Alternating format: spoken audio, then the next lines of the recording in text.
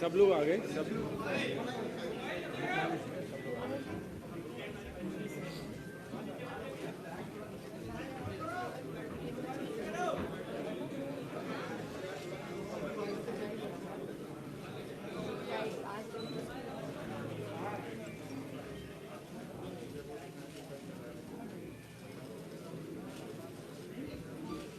बैठे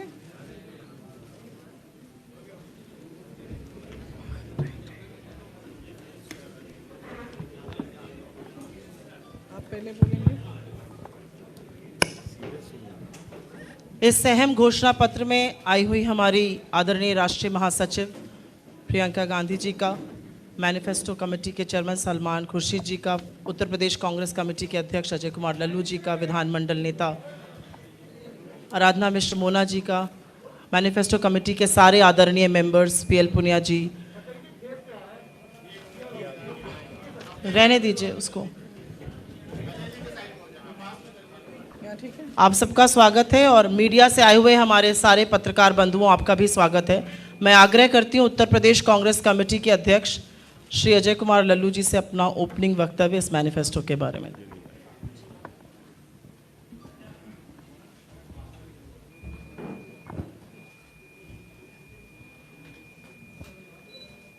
उन्नति विधान जन घोषणा पत्र के आज के इस आयोजन में उपस्थित अखिल भारतीय कांग्रेस कमेटी की महासचिव, हम सब की नेता, उत्तर प्रदेश की प्रभारी आदरणीय श्रीमती प्रियंका गांधी जी, उन्नति विधान जन घोषणा पत्र के चेयरमैन आदरणीय सलमान खुर्शीद साहब, उत्तर प्रदेश विधानसभा में नेता आदरणीय आराधना मिश्र मोना जी, एआईसीसी के सेक्रेटरी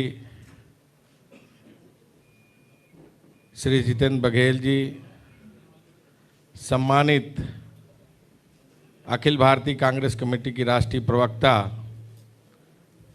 सुप्रिया शिनेज जी, उपस्थित मीडिया के चेयरमैन आदरणीय श्री नसमुद्दीन सिद्दीकी साहब, सम्मानित व्यापार मंडल के नेता श्री पवन गुप्ता जी, सम्मानित पूर्व सांसद आदरणीय पीएल पुनिया साहब, आदरणीय श्री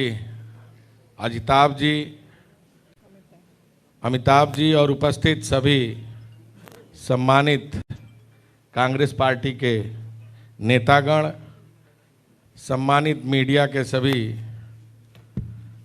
पत्रकार, प्रिंट और इलेक्ट्रॉनिक मीडिया के सम्मानित मित्रों, साथियों, जैसा कि आप जानते हैं कि उत्तर प्रदेश चुनाव चल रहा है और जिस तरह का जोश, उत्साह, विश्वास और उम्मीद आज कांग्रेस के प्रति उत्तर प्रदेश के जनभावनाओं का मिल रहा है, हमें पूरा भरोसा है कि उत्तर प्रदेश में कांग्रेस पार्टी सरकार बनाने जा रही है। पिछले दिनों आदरणीय प्रियंका गांधी जी ने प्रतिज्ञा जो ली थी, उन प्रतिज्ञाओं को आपके समक्ष विस्तार से रखा था। सबसे पहले हम लोगों ने महिलाओं के लिए प्रतिज्ञा,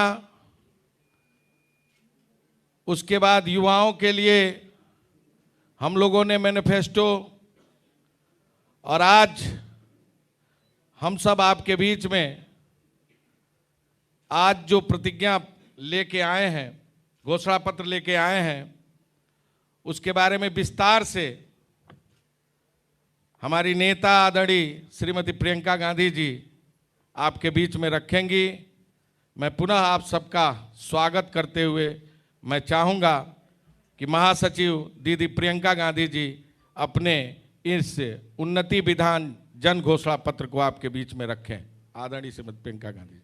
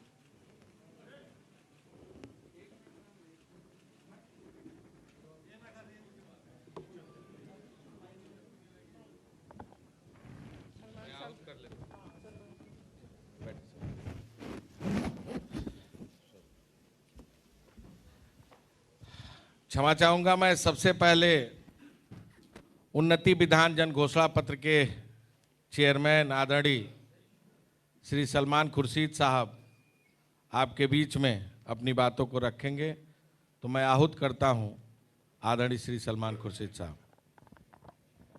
धन्यवाद अध्यक्ष जी। हमारी आदरणीय प्रियंका जी, जिनके आशीर्वाद से और मार्गदर्शन से हमने ये घोषणा पत्र तैयार करा है, और हमारे सारे सम्मानित साथियों का जिनका बड़ा सहयोग रहा, सभी को आज यहाँ साथ आपके सामने प्रस्तुत करते हुए बड़ी प्रसन्नता हो रही है। और आप सभी इतनी बड़ी संख्या में आए हैं, इसका मैं आपको आभार प्रकट करता हूँ, और नसीमुद्दीन साहब को भी धन्यवाद देता हूँ कि उन्होंने आपके साथ ऐसा संपर्क बना के रखा है। बहुत चंद शब्दों में मैं आपको बताऊं कि ये हमारा तीसरा घोषणा पत्र है। 2 पहले निकल चुके हैं जिसका आपको संज्ञान है। एक महिलाओं के संबंध में, विशेष महिलाओं के संबंध में सबसे पहला घोषणा पत्र का अंक निकला था, उसके बाद युवकों के संदर्भ में निकला था, और आज ये सामान्य सब साथियों के लिए, हमारे उत्तर प्रदेश के निवासियों के लिए ये तीसरा अंक है, जिसमें साधारणतः हमारे रोज़मर्रा की जो समस्या हैं और जैसे हम लोग अपेक्षा करते हैं कि आगे आने वाले समय में उत्तर प्रदेश को किस दिशा में ले जाकर हम जनता को क्या लाभ दिलवा सकते हैं, उसके बारे में इसमें हमने विस्तार से बातें लिखी हैं। मैं इतना बता दूं कि घोषणा पत्र तो सभी पार्टियां निकालती हैं और हम भी निकालते रहे हैं। हमारा प्रयास हमेशा रहता है कि हम घोषणा पत्र को घर बैठे ना बनाएं, लेकिन इस बार प्रियंका जी ने आदेश दिया, दिशा निर्देश दिया कि हम जनता के बीच में पहुंचकर वहां संवाद करके लोगों की के सहयोग से और लोगों की अपेक्षाओं को इस पे अंकित कर सकें। विस्तार से जगह जगह जाएं। उत्तर प्रदेश के कमोबेश सभी जनपदों में हम पहुँचे, जहाँ पर बहुत सारे लोगों के साथ चर्चाएं हुई, साधारण साथियों के साथ, साधारण जीवन में जो साथी मिलते हैं, विशेषज्ञ लोग बहुत सारे थे, उनके साथ बातचीत करी। वहाँ के अलग अलग समूह जो अलग अलग कार्यों से जुड़े रहे हैं, उनसे बात करी, किसानों से बात करी, रोज़गार वहाँ का की हाल क्या है, वहाँ पे श्रमिकों से बात करी, नौजवानों से बात करी, महिलाओं से बात करी, वहाँ के NGOs से बात करी, वहाँ की विशेष संस्थाएं हैं उनसे बात करी। और आप ये मान के चलिए कि किसी भी को हमने इस श्रृंखला से बाहर नहीं रखा, सब तक पहुँचने का प्रयास किया। बावजूद इसके कि हमको दो बार इस पूरी गाथा में 2 बार हमको सामना करना पड़ा कोरोना का, और वो एक बहुत बड़ी चुनौती थी। लेकिन उसका सामना करते हुए भी हमने प्रयास किया कि प्रोटोकॉल को मानते हुए हम जहां पहुंच सकें पहुंच जाएं। जो नहीं हो सका संभव तो वो हमने डिजिटली किया। विशेषज्ञों से हमने बहुत दफ़ा बात की, विशेषज्ञों से हर क्षेत्र के विशेषज्ञों से बात करी। स्वास्थ्य के विशेषज्ञ जो हैं, शिक्षा के विशेषज्ञ जो हैं, जो अनुभवी लोग समाज सेवा में हैं, उनसे बात की। और अंततः हम ये मानते हैं कम और बेश हम 1 लाख से ज़्यादा लोगों तक पहुंच सके। उनके माध्यम से और कितने लोगों तक हमारी बात पहुंची और उनकी बात हम तक पहुंची, इसका आप अनुमान लगा सकते हैं। तो इसीलिए ये सच्चाई में एक जन घोषणा पत्र है। जनता की अपेक्षाओं के बारे में, ये जनता की जो सुझाव हैं और जो उनके अपने सपने हैं, उनको कैसे साकार किया जा सकता है, ये संवाद से हमने निकालने का प्रयास किया है। और मैं उम्मीद करता हूं कि दूरगामी जो सुझाव इसमें हैं उनका, और जिसका उल्लेख अभी प्रियंका जी करेंगी, दूरगामी सुझाव इसमें महिलाओं के संदर्भ में जो हमने शक्ति विधान निकाला है और जो भर्ती विधान हमने युवकों के लिए निकाला है, उसके साथ साथ इसको भी लोग स्वीकार करेंगे, इसको समर्थन देंगे। और समर्थन सिर्फ इस तक नहीं सीमित रहेगा, बल्कि आगे जनता क्या कदम उठा सकती है और हमको कैसे सहयोग दे सकती है, इस पर भी स्पष्ट निर्णय वो इस चुनाव में लेंगे। मैं आपको धन्यवाद कहता हूँ। अब मैं आमंत्रित करूंगा उत्तर प्रदेश की महबूब नेता, जिन्होंने लगातार सड़कों पर संघर्ष किया, किसान, नौजवान, गांव गरीब की आवाज उठाई, कभी डरी नहीं, दबी नहीं, जेल तक की यात्रा तय की और जनता के बुनियादी सवालों पर लाठी डंडे भी खाई, लेकिन इस सरकार के दमन का मुंहतोड़ मुकाबला किया, उत्तर प्रदेश की आवाज बनी। मैं चाहूंगा आदरणीय श्रीमती प्रियंका गांधी जी आए और अपने जन घोषणा पत्र को हम सबके बीच में रखें। धन्यवाद लल्लू जी, सलमान साहब, पूनिया जी, नसीमुद्दीन जी, अमिताभ जी, मोना जी, सुप्रिया जी, सारे उपस्थित नेतागण और मीडिया के मेरी बहन भाई, आप सबका इस घोषणा पत्र के जो इवेंट में आप सबको बहुत बहुत सबसे पहले मैं स्वागत करना चाहती हूँ। जैसे सलमान साहब ने आपको बताया कि जो ये उन्नति विधान है, जो हमारा शक्ति विधान है और जो भर्ती विधान है, ये जितने भी घोषणा पत्र हमने जारी किए हैं और इनमें जितने भी सुझाव हैं वो हमें यूपी की पब्लिक से मिले हैं। हमने पिछले मेरे ख्याल से 1.5 साल से ये कोशिश की कि हम उत्तर प्रदेश के कोने कोने में जाएं, हमारे नेता, हमारी मैनिफेस्टो कमेटी जाए और सबसे चर्चा करके जो उनके अहम मुद्दे हैं, जो उनकी समस्याएं हैं, उनको सुलझाने का काम कैसे किया जाए, इसके बारे में चर्चा करके तभी ये सारे सुझाव इस घोषणा पत्र में आए हैं। दूसरी पार्टियों की तरह हमने अन्य पार्टी के सुझाव लेकर अपने घोषणा पत्र में नहीं डाले। हमने जो भी इसमें डाला है वो पब्लिक की ही आवाज़ है। जैसे लल्लू जी ने कहा, हमने पिछले 2 सालों से बहुत संघर्ष किया, लेकिन हमारा संघर्ष पब्लिक के संघर्ष के मुकाबले में कुछ नहीं है। जो उत्तर प्रदेश की जनता आज संघर्ष कर रही है, जितनी परेशानियां को वो झेल रहे हैं, वे आप बहुत अच्छी तरह से जानते हैं।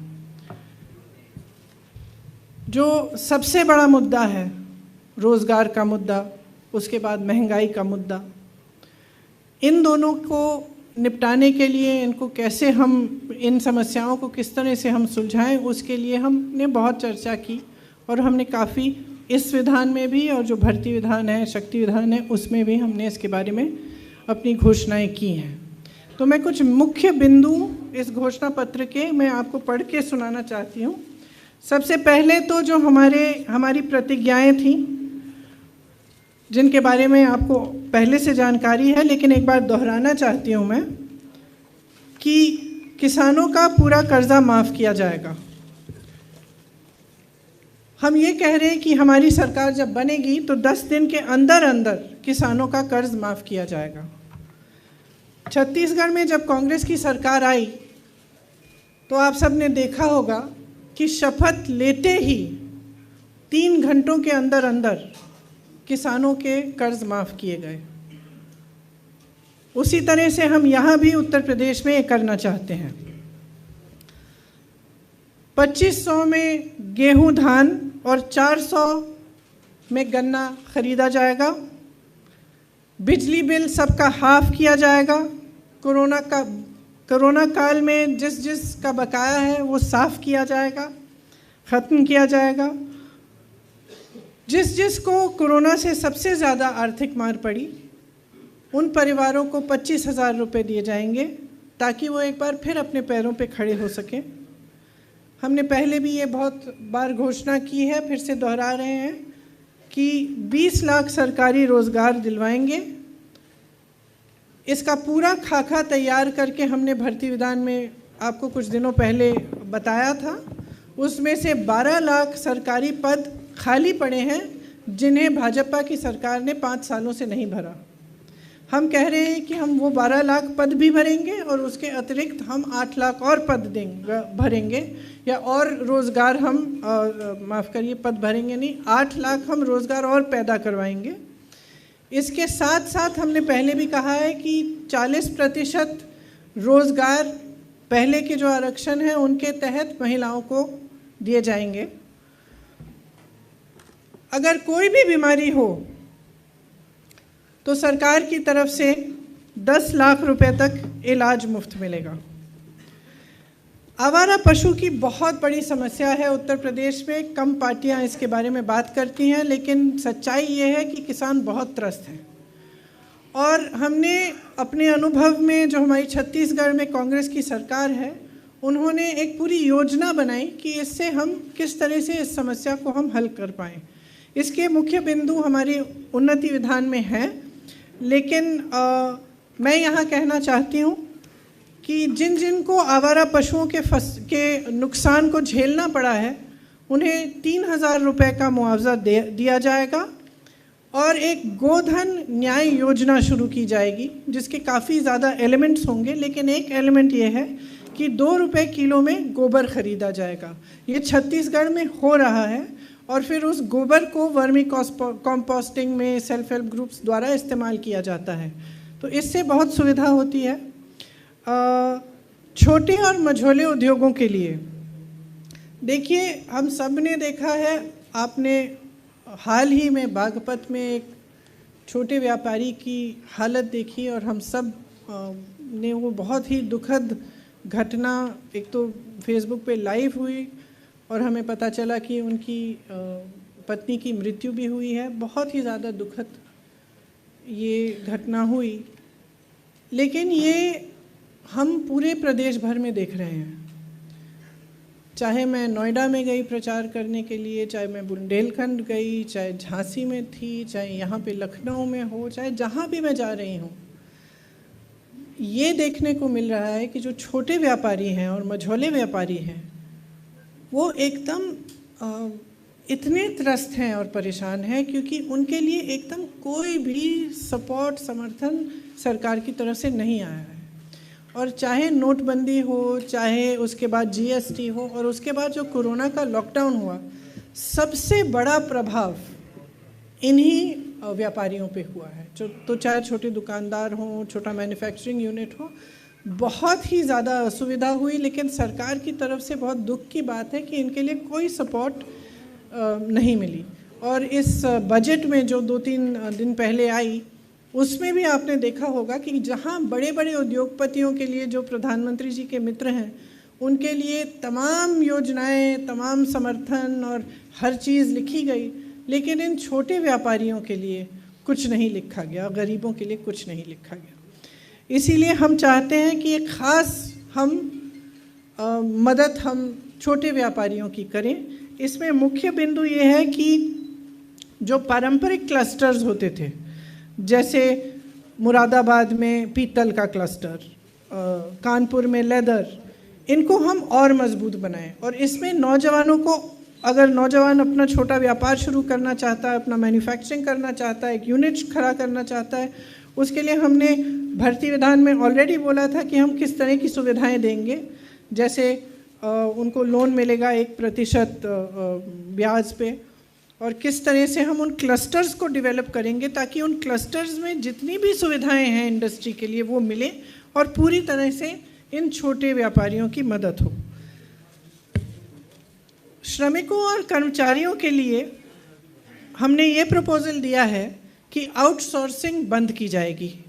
संविदा कर्मियों का नियमितीकरण कई चरणों में किया जाएगा। सफाई कर्मियों को नियमित किया जाएगा। तो ये हमारे इस उन्नति विधान में है कि हम आउटसोर्सिंग बंद करना चाहते हैं। हम चाहते हैं कि आस्ते आस्ते एक एक करके कुछ चरणों में जितने भी आउटसोर्स्ड हैं और अभी संविदा कर्मी हैं, उनका नियमितीकरण हो। नियमितीकरण से उनका जो मानदेय है वो सम्मानजनक बन जाएगा और अन्य सुविधाएं अन्य सुविधाओं का लाभ ले पाएंगे। रसोइया का जो मानदेय है उसको हम 5,000 रुपये तक प्रतिमाह बढ़ाना चाहते हैं। जहाँ तक भूमि अधिकार दिया जाएगा, झुग्गी वाली ज़मीन आपके नाम की जाएगी और मध्यम वर्ग को किफ़ायती आवास के लिए भूमि को और आर्थिक प्रोत्साहन मिलेगा। ग्रामीण विकास के लिए दो जो मुख्य बिंदु हैं, हालांकि इसमें शहरी विकास, ग्रामीण विकास, मिडिल क्लास के लिए और बहुत सारे बिंदु हैं, लेकिन मैं ज़्यादा समय अभी नहीं लेना चाहती। जो मुख्य बिंदु है ग्रामीण विकास में, ग्राम प्रधान का वेतन हम 6,000 रुपये प्रति माह तक बढ़ाना चाहते हैं और चौकीदारों का वेतन 5,000 रुपये प्रति माह तक। स्वास्थ्य सेवाओं के लिए जो बजट में 5% बढ़ाना चाहते हैं। कोरोना के दौरान जान गंवाने वाले कोविड योद्धाओं को 50 लाख रुपए का मुआवजा मिलेगा। शिक्षा में स्कूल फीस में जो बेतहाशा बढ़ोतरी हो रही है उस पर नियंत्रण किया जाएगा। ब्लॉक स्तर पर इंटरनेट व अन्य सुविधाओं से युक्त सार्वजनिक पुस्तकालय बनाए जाएंगे। शिक्षकों के खाली कुल 2 लाख पदों को भरा जाएगा। एड हॉक शिक्षकों और शिक्षा मित्र को, ये प्लीज़ ध्यान से सुनिए, एड हॉक शिक्षकों और शिक्षा मित्रों का अनुभव व सेवा अनुसार नियमितीकरण किया जाएगा। ये एक बहुत बड़ा डिमांड था और शिक्षा मित्रों ने इसके लिए बहुत संघर्ष किया। मैं बहुत सारी महिलाओं से मिली, बहुत सारी शिक्षा मित्रों से मिली जो सालों से संघर्ष कर रहे हैं कि उनका मानदेय बढ़े, कि उनका नियमितीकरण किया जाए। तो हम उनको कहना चाहते हैं कि हमने आपकी आवाज़ सुनी और अगर हमारी सरकार बनेगी तो हम ये काम आपके लिए करके दिखाएंगे। संस्कृत और उर्दू शिक्षकों के खाली पद जो हैं वो भी भरे जाएंगे। सामाजिक न्याय के लिए अनुसूचित जाति के छात्रों व अनुसूचित जनजाति के छात्रों को केजी से पीजी तक मुफ्त शिक्षा मिलेगी। अति पिछड़ी जातियों के लिए आरक्षण का सब कोटा बनाया जाएगा। निषादों को नदियों से संसाधनों पर अधिकार मिलेगा। अति पिछड़ी जातियों के लिए छात्रवृत्ति, हॉस्टल्स जैसे लक्षित कार्यक्रम इस उन्नति विधान में है। कारीगरों व बुनकरों के लिए विधान परिषद में एक आरक्षित सीट। मैं तो चाहती हूँ कि आप मीडिया के लिए भी एक आरक्षित सीट होनी चाहिए इसमें। कोल समुदाय को अनुसूचित जनजाति का दर्जा दिया जाएगा। दिव्यांग बहनों और भाइयों के लिए 3,000 रुपये प्रति माह का पेंशन। मैं झांसी गई थी, उस समय मुझसे कुछ लोग मिले थे और उन्होंने मुझे कहा था कि उनका पेंशन बहुत ही कम है, कम से कम 3,000 रुपये प्रति माह तक बढ़ाना चाहिए। तो उनकी बात सुनते हुए मैंने सबसे बात की, चर्चा की और ये हमने तय किया कि ये बिल्कुल पॉसिबल है और हम इसको करेंगे। तो मैं आपको ख़ास बताना चाहती हूँ जो मुझसे मिले थे कि ये आपकी मांग हमने इस घोषणा पत्र में डाली है। महिला पुलिस कर्मियों को उनके गृह जनपद में पोस्टिंग की अनुमति। बहुत सारी महिला पुलिस कर्मियों से मैं इत्तेफाक से मिली हूँ। कुछ कई लोगों ने मुझे हिरासत में लिया, उस समय बातचीत करने का मौका मिला और पता चला कि किसी का घर नोएडा में है, पोस्टिंग सीतापुर में है। माँ अकेली नोएडा में है और उनको सीतापुर आना पड़ रहा है काम करने के लिए। तो मेरे ख्याल से ये एक बड़ा मुद्दा है उनके लिए और मेरी बहनें हैं, उनकी मदद के लिए हमने सोचा कि अच्छा रहेगा कि उनके घर के ही एरिया में उनकी पोस्टिंग हो।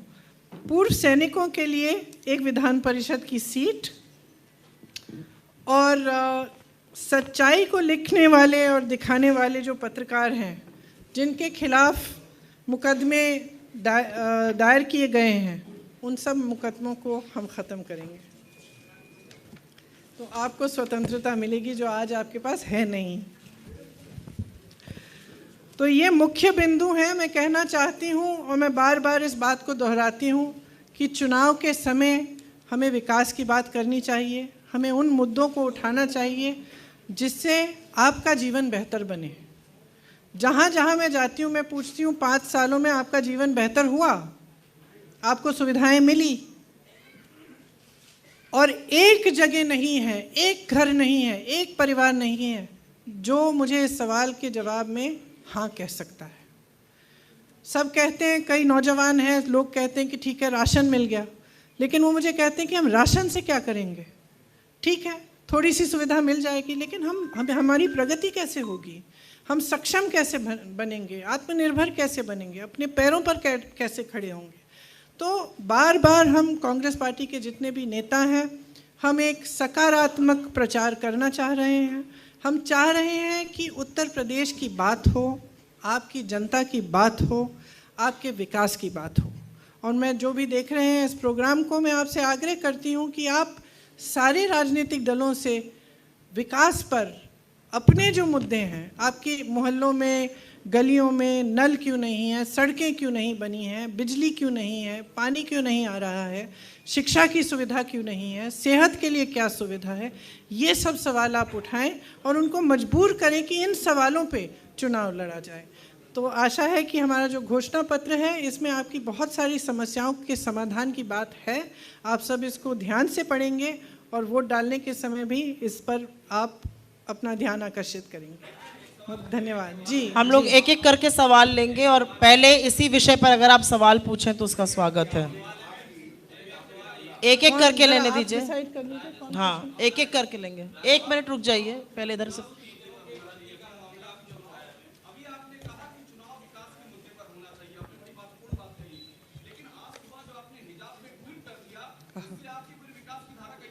अच्छा क्यों? अच्छा क्यों? मैंने हिजाब पे बहस छेड़ी है? देखिए, एक महिला का अधिकार है, वो बिकिनी पहनना चाहे, वो हिजाब पहनना चाहे, वो घूंघट लगाना चाहे, वह साड़ी पहनना चाहे, वह जीन्स पहनना चाहे। इसमें कोई राजनीति की बात नहीं है और ना होनी चाहिए। हाँ, आप देखिए, आप गोलमोल करके कुछ भी कह सकते हैं। किसी का अधिकार नहीं है कि वो एक महिला को कहे कि तुम ये पहनो। आपको मैं कह रही हूँ वो स्कार्फ उतारो अपना। आप कहाँ भी, जहाँ भी हो, मुझे क्या अधिकार है आपको ये कहने का? नहीं है, सिंपल। आप पूछिए सवाल, विषय पे सवाल पूछिए तो अच्छा रहेगा।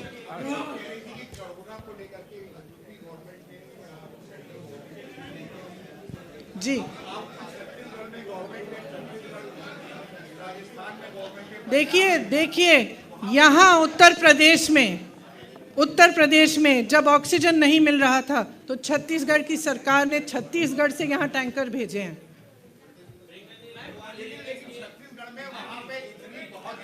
सर हो गया, आप पूछिए सवाल, इस विषय पर है। आपने क्या छत्तीसगढ़ की नदियों में आपने लाशें देखी? सर ये बहस का विषय नहीं है, आपको सवाल पूछने का मूल अधिकार है, पूछिए। नहीं सर, ऐसे नहीं होगा, ये प्रेस कॉन्फ्रेंस है, ये वाद विवाद आपके साथ नहीं हो रहा है यहाँ पर। इस विषय पर सवाल है आपका?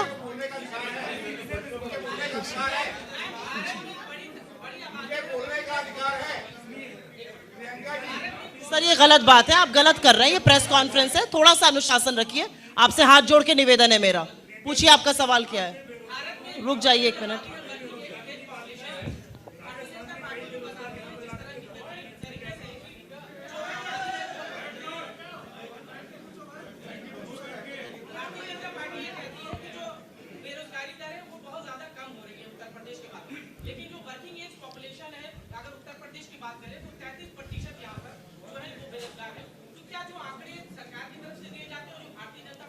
देखिए, मैं तो भारतीय जनता पार्टी पे भरोसा नहीं करती, तो मैं उनके आंकड़ों पर भी भरोसा नहीं कर रही हूँ। हम जो आंकड़े हमारे उन्नति विधान में हैं, वो जो एक्चुअल आंकड़े हैं वही हैं, उन्हीं पर हमने सब बातें की हैं।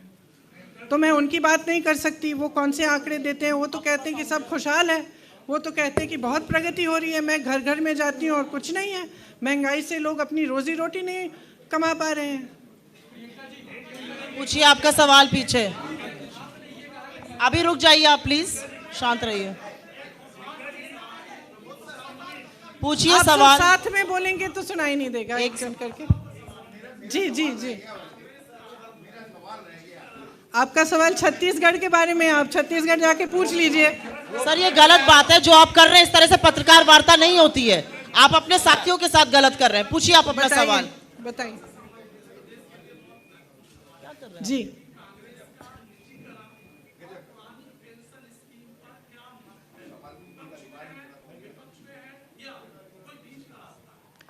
देखिए, हमने इस पे बहुत चर्चा की क्योंकि इतनी डिमांड आ रही थी कि पुरानी पेंशन पे हमें वापस जाना चाहिए, जो पुरानी स्कीम है। हमने बहुत चर्चा की। हम सोचते हैं कि इसमें एक मध्य का रास्ता निकाला जा सकता है, जिस तरह से जितना सरकार का कंट्रीब्यूशन है वो बढ़ाया जा सकता है। तो इसका मेरे ख्याल से आपके सवाल के जवाब में एक मध्य का रास्ता ही ढूंढना पड़ेगा। इस सवाल पूछिए। 1 मिनट रुक जाइए सर, आएंगे अभी आपके पास, पूछिए।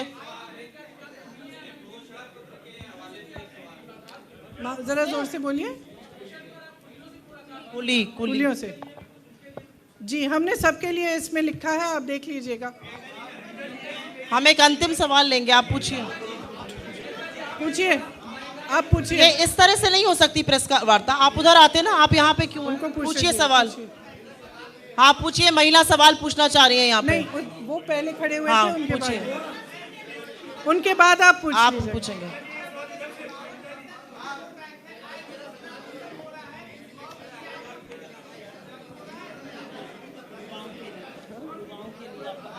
I can't hear you.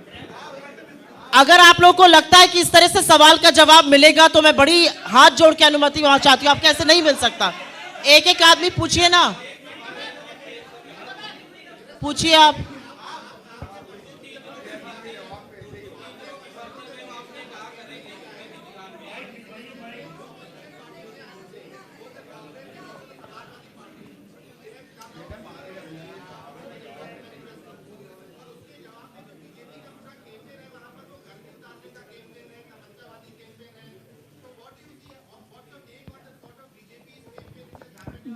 देखिए, मैंने पहले भी कहा है कि गर्मी निकालना, चर्बी निकालना, ये क्यों बातें हो रही हैं? भर्ती निकालिए, खाली पद पड़े, भर्ती निकालिए।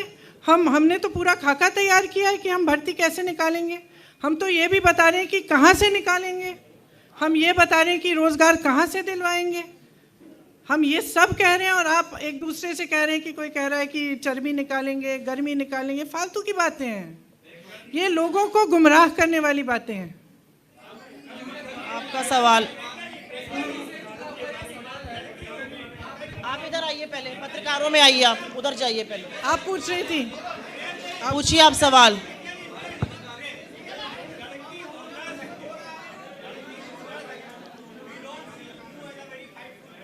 हाँ जी।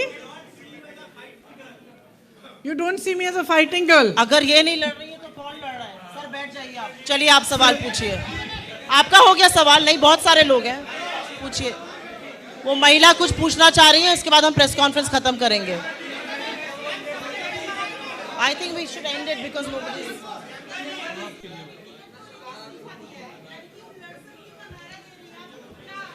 देखिए, सबको खुश नहीं कर सकते। 40% महिलाएं हैं जो महिलाएं लड़ना चाह रही थी। बहुत सारी थी, उससे ज्यादा थी। हर सीट पे 4-4, 5-5 महिलाएं थी। उनमें से एक ही चुन सकते थे ना हम। तो बस धन्यवाद। देखिए, किसी ना किसी को तो निराश होना है ना। I think we should end it. धन्यवाद आप सबको सबका बहुत बहुत।